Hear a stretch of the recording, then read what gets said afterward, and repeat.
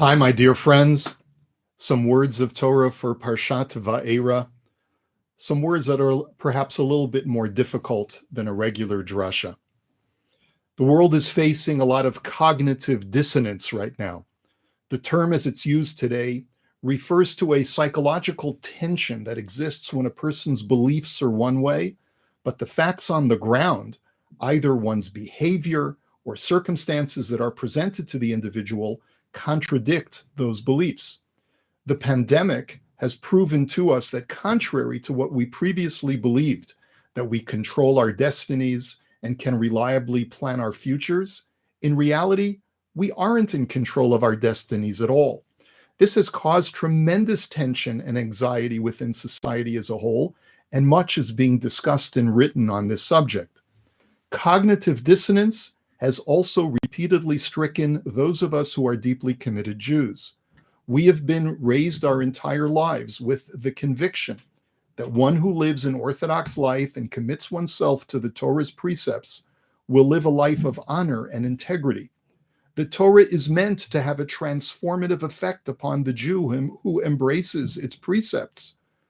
But alas, we've seen too many times over the years that devoutly observant Jews have been in the headlines for committing serious crimes, which indicates that the Torah has not had the effect that we would have expected, whether it's white-collar crimes or exploitation and abuse of others. The fact is that even the most Orthodox-looking Jews are subject to failure, and a devoutly Orthodox Jew exposed as an abuser is shocking and provocative in the same way that a dog bites man story is and is sure to garner headlines. I clearly remember one of my earliest experiences of cognitive dissonance. I was a yeshiva bacher, not more than 19 years old in a Baltimore yeshiva. A number of my friends had studied in a very popular and cool yeshiva in Israel before coming back to study in the States. One day we learned that the head of that yeshiva had been sexually abusing some of the students. I was shocked because this Rosh Yeshiva was a rock star in our world, a charismatic figure who was known to draw in even the most toughened and Yiddishkeit-averse young men, and he would ignite their souls. I had trouble processing this. How does a man who stands for Torah commit the most loathsome acts? How could he exploit the very students whose souls had been entrusted to him? My only solace was noting that one of the alumni of that yeshiva chose to react to the betrayal by doubling down on his hatmada, his incessant Torah study in the Beis Medrash. If that worked for him, how could it not work for me, who was not directly betrayed by this rabbi? Over the years, I've learned how to cope with this troubling conflict. Experts tell us that there are three ways that one can resolve cognitive dissonance. One, change one's belief or behavior to make the relationship between the two elements a consonant one. For example, if someone is a smoker and then they discover that smoking kills, they can quit smoking. Two, acquire new information that outweighs the dissonant belief. For example, if the smoker reads on social media that his friend's uncle was a chain smoker but lived until 103, he may use that new information to convince himself that smoking isn't really that bad for his health. Or three, reduce or block out the importance of his previous values. For example, with the knowledge that smoking kills, one may just throw up his hands and say, what the heck? Living a long life isn't really worth it if one can't enjoy a good smoke. When looking at how Paro and the Egyptians reacted to the plagues, they were faced with a huge amount of cognitive dissonance. Their strongly held convictions were that, as the prophet Ezekiel says, Li ya'ori va'ani asitini, I'm in charge of the Nile and am self-made. The Egyptians believed in their own autonomy and that they controlled the world around them. The plagues were a harsh splash of cold water. How could Paro resolve this cognitive dissonance? He too had three choices. Either one, free the Jews, thus relinquishing his long-held belief and behavior that he was the ultimate boss of everything. Two, he could acquire new information that would convince him that the plagues were just a trick or coincidence and that he was still really in control. Or three, he could reduce the importance of his beliefs and block out his ideology with some kind of nihilistic attitude that everyone's eventually going to die anyway. With this, he could still continue his evil behavior of enslaving the Jews. The Torah uses two different verbs interchangeably to describe how Paro's heart was hardened. The verbs are chazak, which literally means strong, and kaved, which literally means heavy. So for the plagues of blood, lice, and boils, the Torah says, vayechazak leiv Paro. Paro's heart became strong. But for the plagues of frogs, wild animals, and cattle plague, the Torah states, vayichbad leiv Paro. Paro's heart became heavy, or some variation thereof of that verb. Is there a difference between the two? In truth, the verbs imply almost opposites. Think about your muscles for a moment. If one makes their muscles chazak, it means they're flexing and tightening their muscles. But if one makes their muscles kaved, it means they're allowing their muscles to go flaccid and loose, like the couch potato whose body has become lethargic and heavy. Freeing the Jews would have been the most direct way of dealing with Paro's cognitive dissonance, but that wasn't an option for him. The second option of convincing himself that the plagues didn't contradict that he was in total control is a form of vayechezak leiv Paro. Despite the evidence that he wasn't in control of the Nile and his body, Paro strengthened himself, dug in his heels, and convinced himself that it was either a coincidence or a trick that these things had happened. When it came to the other plagues, it was even easier for Paro to delude himself because they didn't directly affect the Nile or his body, the two main sources of his sense of mastery. He therefore just blocked out the situation from his mind and allowed his heart muscle, basically his mind, to become lethargic, unfeeling, and apathetic. This was vayichbad leiv Paro. Paro's heart became heavy. The last plague of our parsha, the seventh plague of hail, contains both verbs. Why is that? We note that in the aftermath of the hail, the Torah describes the condition of the crops in chapter 9, verses 31 and 32. It says, the flax and barley stalks were completely broken by the hail because they had matured already and become hardened. But the wheat and spelt stalks were not broken because they were still young growths, soft and flexible.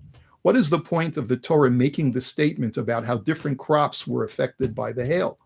The crops were there for Paro to observe and draw a lesson.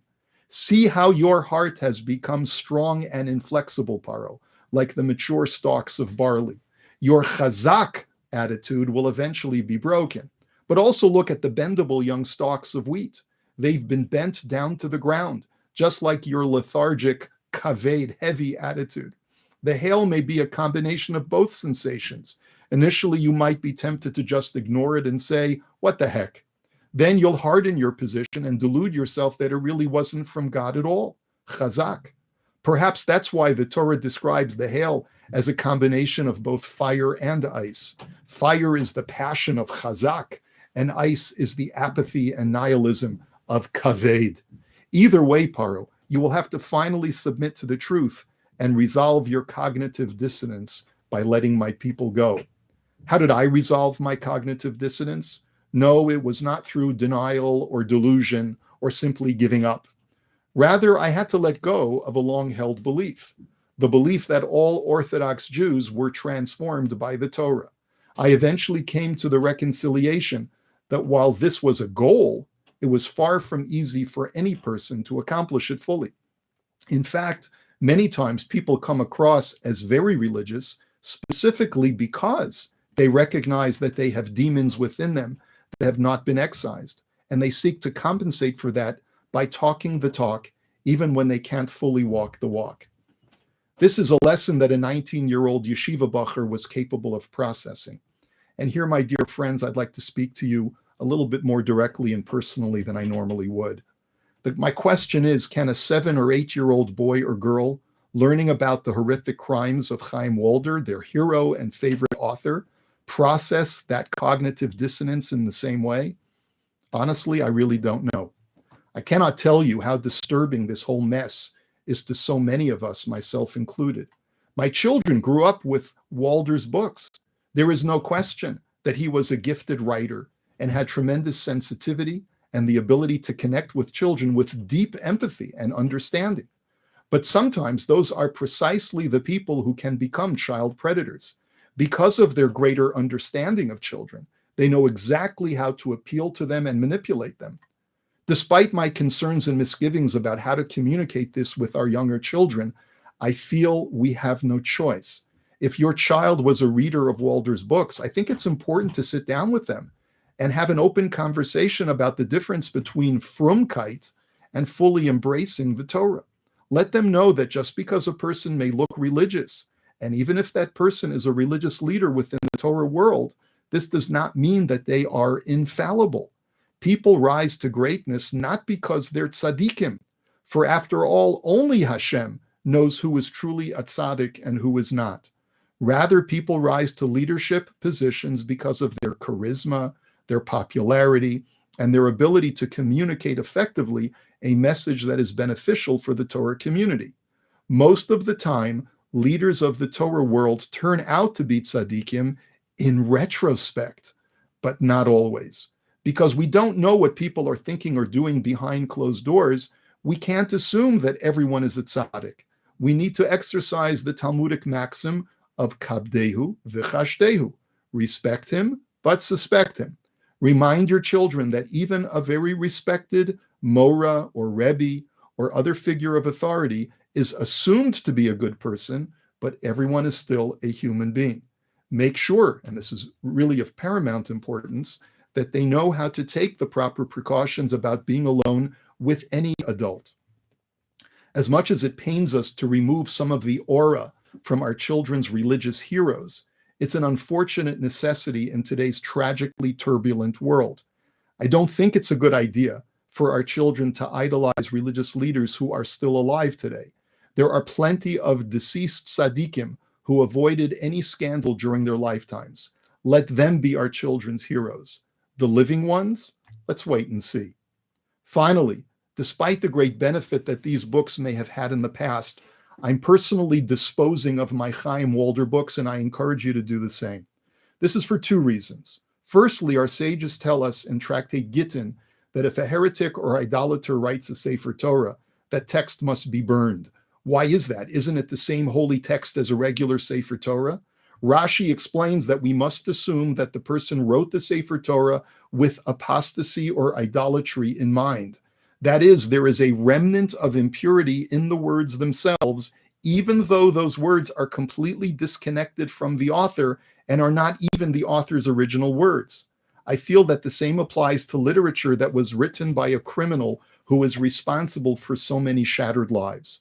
But perhaps more importantly, I'm concerned about the welfare, and we should all be concerned about the welfare of Walder's victims. As I'm writing this, the media have just reported that one of his victims took her own life.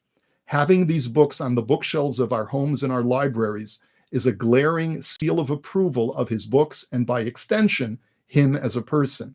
The pain that a victim must have just by seeing his work product being propagated is not something that I feel that any of us should be a party to. There's more to say, but sometimes silence is best. I pray for comfort and healing to Walder's victims and to the innocent members of his own family, all of whom must be suffering greatly. May Hashem heal our cognitive dissonance and wipe the tears off all our faces with the bringing of the redemption. May we see it, dear friends, bimhera b'yameinu, amen. And despite the pain of this week, let me wish you a beautiful Shabbat Shalom. Hug your children, bring everyone in your family closer, and remind them how much you love them. Shabbat Shalom.